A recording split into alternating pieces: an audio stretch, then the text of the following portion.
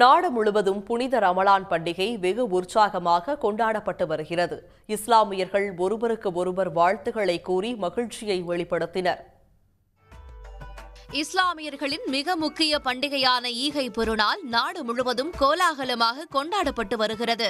ரமலான் மாதம் தொடங்கி ஒரு மாத கால நோன்பிருந்த பின்னர் பிறை தெரியும் நாளில் ரமலான் பண்டிகையான ஈகை பெருநாள் கொண்டாடப்படுகிறது.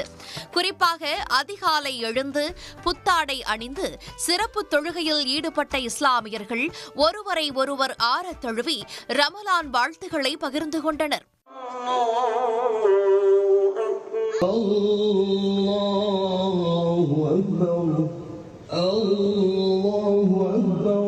டெல்லி ஜமா பள்ளிவாசலில் நடைபெற்ற ரமலான் சிறப்பு தொழுகையில் 5000த்திற்கும் மேற்பட்ட இஸ்லாமியர்கள் கலந்து கொண்டனர்.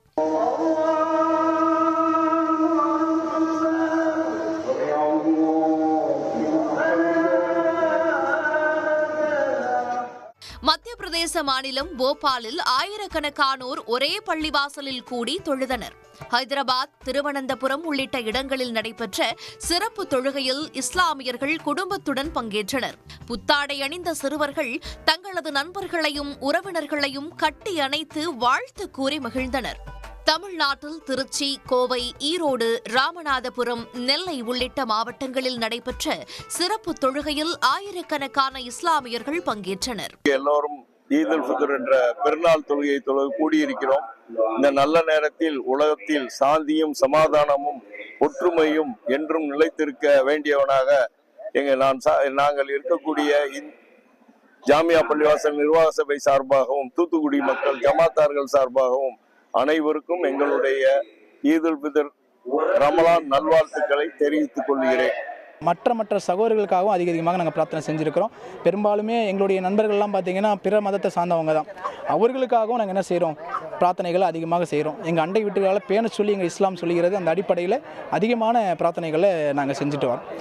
சென்னை மற்றும் புறநகர் பகுதிகளில் உள்ள பள்ளி வாசல்களிலும் ஈத்கா மைதானங்களிலும் ரமலான் சிறப்பு தொழுகை நடைபெற்றது.